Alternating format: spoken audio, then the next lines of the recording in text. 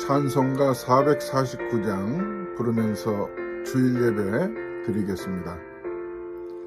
예수 따라가며 복음 순종하며 우리 행할 길 원하겠네.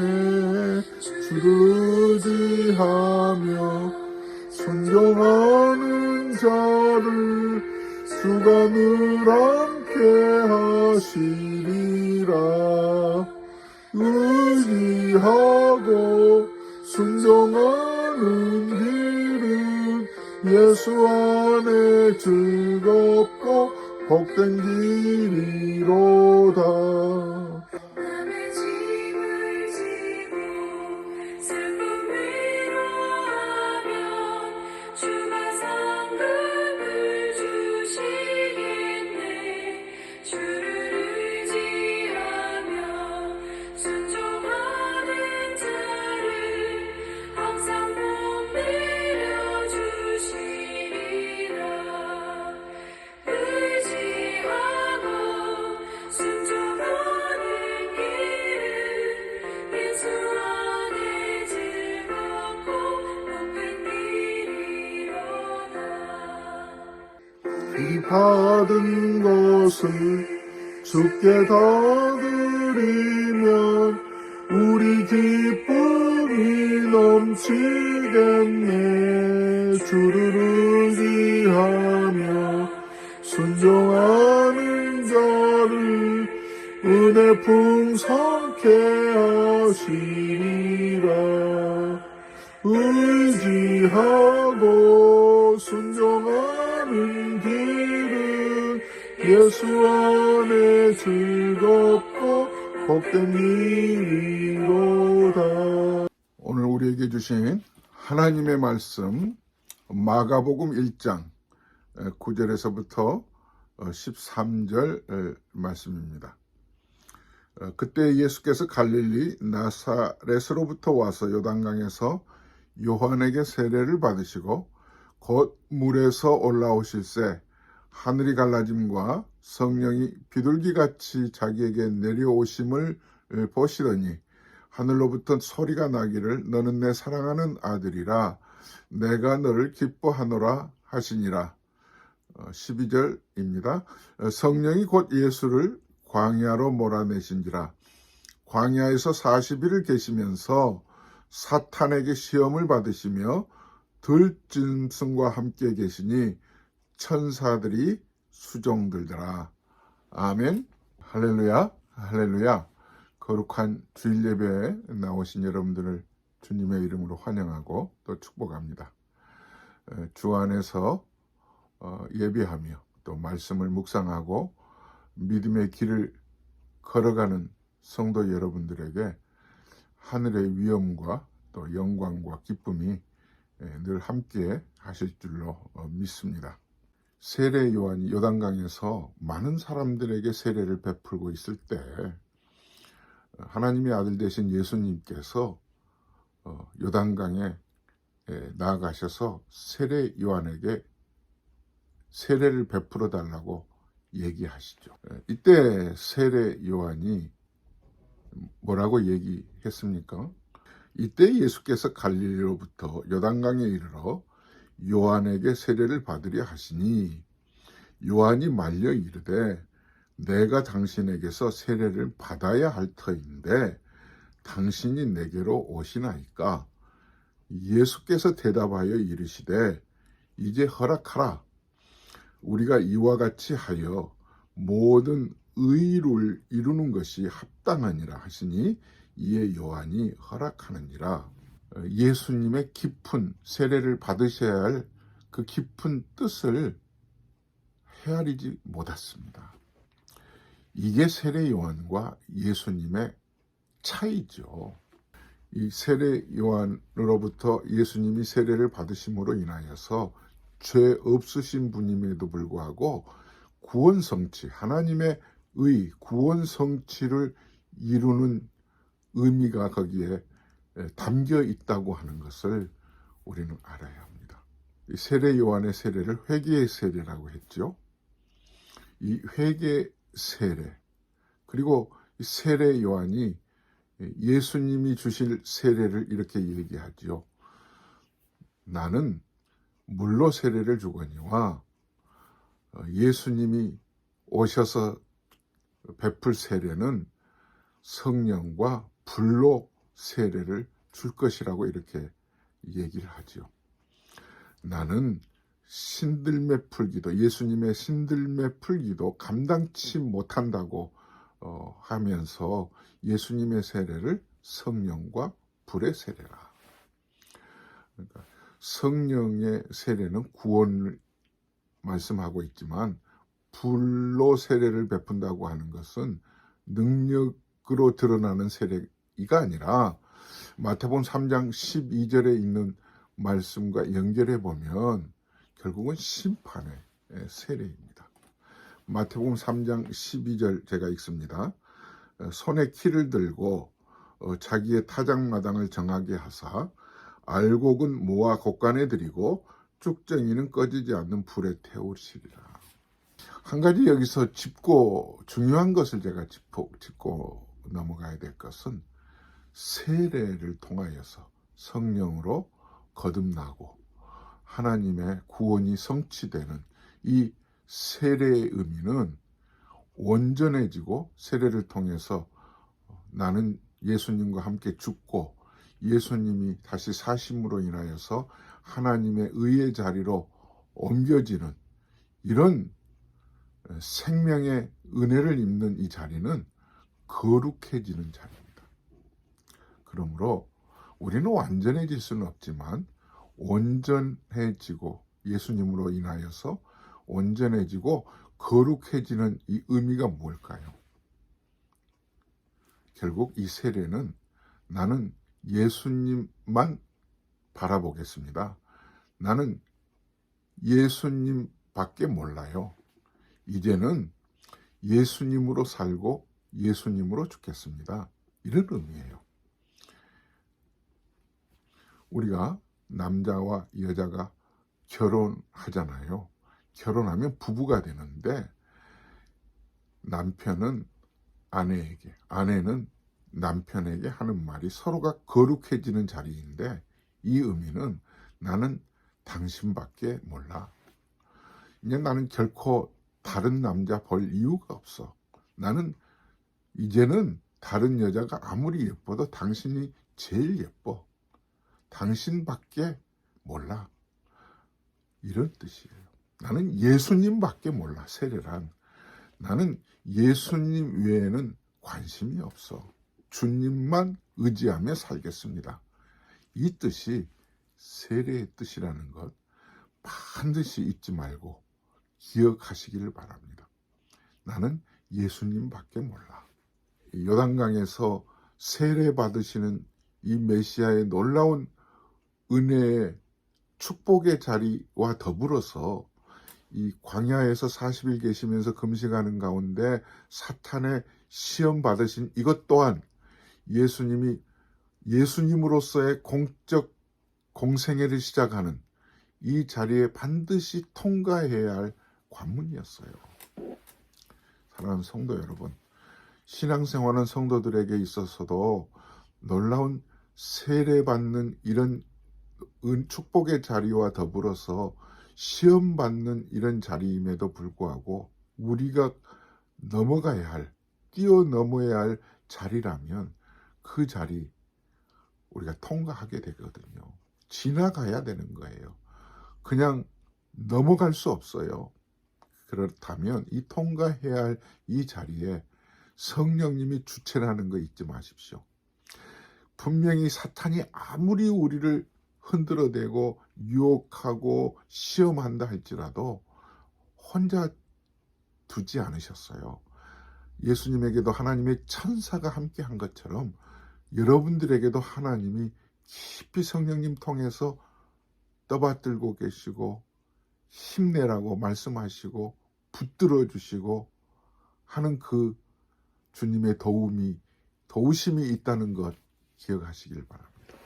두 번째 교훈은요, 사탄이 시험을 할 때 할 수 없는 시험은 결코 주지 않아요. 너 이것도 못하지, 너 이런 거 할 수 있어 할 때는요, 쉬운 시험, 할 수 있는 거를 어떻게 해서든지 하게 만들려고 하는 게 그게 시험이에요. 보세요. 예수님이 받으신 첫 번째 시험은 돌을 떡 만드는 거잖아요. 식은 죽 먹기죠. 예수님은 하나님이신데. 근데 사탄이 주는 시험은 뭐예요? 너 하나님의 아들이니까 너 하나님 되어봐, 이런 거 아니겠어요? 지금 예수님이 이 땅에 오셔서 광야에서 40일 기도하시는 이 자리는 이 땅에 계시는 동안 하나님의 아들로서 인성으로 살아가야 할 그런 책임을 받으신 거잖아요. 이게 사명이잖아요. 그런데 그 사람의 모습을 던져버리고 하나님의 모습으로 돌아가서 돌을 떡으로 만들라는 거 아니겠어요? 이것 이겨내야 하는 시험이죠. 그러니까 시험은 할 수 없는 것을 하게 하지 않아요, 사탄은. 할 수 있는데도 불구하고 이를 악물고 이거 해서는 안 돼, 이거 하면은 우선은 좋을 수 있지만 결국 나는 저 사탄의 올무에 빠지는 거야. 저 사탄에게 꼭 코가 끼어. 이렇게 생각하시면서 견뎌내야 하는 거거든요. 그러니까 창조 때도 에덴 동산에서 사탄이 아담과 하와에게 주는 시험이 뭐였어요? 중앙에 있는 실과의 열매를 하나님은 먹지 말라고 그랬거든요. 그런데 사탄은 그거 먹어봐, 할 수 있잖아요. 먹을 수 있잖아요. 그런데 먹으면 사탄은 뭐라고 시험에 유혹했어요? 먹으면 눈이 밝아져. 하나님과 같이 될 거야. 그런 줄 알고 먹는.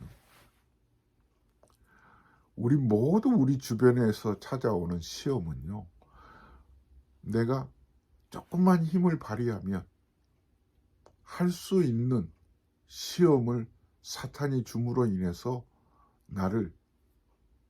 내게 뭔가 눈을 밝게 하는 것과 같고 하나님과 같이 될 것처럼 꼬드기지만, 우리를 꼬시지만 결국은 내가 사탄에게 코가 끼게 되는 거고, 사탄에게 완전히 이용당할 수 있는 거죠. 여러분, 예수님은 여기에서 어떻게 이기셨어요? 신명기의 구약의 말씀을 가지고 이기셨어요. 사람은 떡으로만 살 것이 아니라 하나님의 말씀으로 산다. 사람은 떡으로만 살 것이 아니라 하나님의 말씀으로만 산다. 사랑하는 여러분, 예수님은 결코 하나님과 같이 될 수 있는 초능력을 발휘할 수 있는 분임에도 불구하고 안 하신 거예요. 이게 시험을 이기는 비법이에요. 우리는 능력 좋아하죠. 초자연적인 능력을 발휘할 수 있는 거거든요. 근데 예수님은 발휘하실 때와 발휘해서는 안 될 때를 구분하신 거예요. 분명 예수님이 이제 이 시험을 받으신 이후에 광야에서 돌아오셔서 갈릴리에 다니시면서 여러 각성에서 많은 사람들에게 말씀을 전파하시고 병자들을 고치셨어요. 말씀을 선포하실 때나 병자들을 고치실 때는 하나님의 아들로서의 하늘의 능력을 드러내실 순간들이 있으셨어요. 분명히 내가 해야 할 자리와 해서는 안 될 자리, 이게 사탄의 유혹인지 아닌지를 구별할 수 있는 분별력이 우리에게 필요해요. 주님은 이겨내셨어요. 여러분, 시험은요, 할 수 있는 시험을, 내가 할 수 있는 시험을 하지 않는 것, 이게 중요해요. 결코 사탄은 내가 할 수 없는 시험 주지 않아요. 할 수 있는데 참아내는 것, 이게 사탄 앞에서 하나님의 아들로서 예수님이 견뎌내시는 거예요. 그렇다면 우리 신앙인들도 마찬가지로 우리 주변에 내게 찾아오는 크고 작은 시험들을 사탄은 내가 할 수 있는 시험을 줘요. 그런데 내가 안 하려고 이를 악물고 견뎌내는 그 자리에서 하나님이 말씀으로 이겨내게 하시죠. 사람은 떡으로만 살 것이 아니라 하나님의 말씀으로 살아야 된다는 겁니다. 저와 여러분들에게 이 두 가지, 중요한 두 가지로 오늘 말씀을 같이 나눴습니다. 예수님께서 광야에서 내몰리셨을 때 사탄으로부터 시험받는 주체가 사탄이 아니고 성령님이시다. 우리의 주변에 크고 작은 위기가 찾아오고 사탄의 시험이 있다고 할 때 홀로 있지 않고 성령님이 보고 계시고 하나님이 수종든다는 것을 여러분 명심하시기 바랍니다. 그리고 견뎌내실 수 있기 바랍니다. 또 시험을 받을 때 사탄의 시험이 내가 할 수 없는, 도저히 해낼 수 없는 것을 시험하지 않는다는 거예요. 조금만 생각 바꾸면 사탄에게 코가 끼고 사탄의 올무가 될 수 있는, 내가 할 수 있는 것을 사탄은 판을 깔아놓는 거거든요. 한번 해봐라. 그럴 때 예수님은 말씀으로 이겨내셨잖아요. 하나님의 아들로서 십자가 져셔야 할 그 명분을, 그 사명을 예수님은 놓치지 않으신 거죠. 저와 여러분들 삶 가운데 이런 은혜가 이 말씀 안에서 주시는 이 교훈으로 힘 다하여 주님 의지하면서 살아가실 수 있기를 주의 이름으로 축원합니다. 하나님 아버지, 예수님이 갈릴리에서 세례 받으시고 성부 성자 성령님의 은혜 가운데 축복의 그런 시간을 갖고 난 바로 직후에 또다시 예수님이 광야로 나아가셔서 공생의 시작을, 십자가 지셔야 할 이 시작을 사탄으로부터 시험 받으신 말씀으로 우리가 함께 은혜를 나눴습니다. 비록 사탄이 예수님을 시험하지만 그 주체가 사탄이 아니고 성령님이 주체인 것을 우리는 보았습니다. 그러기에 아무리 시험이 힘들고 어렵더라도 하나님이 천사를 통해서 예수님을 수종드는 것을 보면서 우리의 삶에도 광야와 같은 세상을 살아가는 중에도 사탄이 예수님을 시험하는 것과 같은 위기를 우리가 당한다 할지라도 하나님이 도우신다는 것을 기억하면서 살기를 원합니다.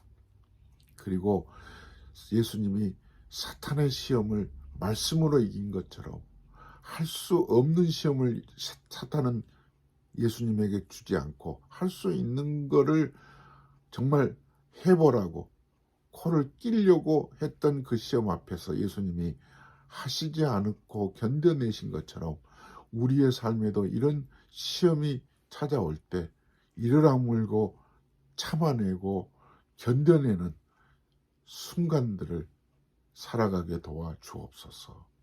이제는 우리 주 예수 그리스도의 은혜와 하나님 아버지의 무한하신 사랑하심과 성령님의 감동감화 충만하신 은혜가 모든 성도들의 삶 가운데 함께 계실지어다. 아멘. 주 안에서 사랑합니다. 샬롬.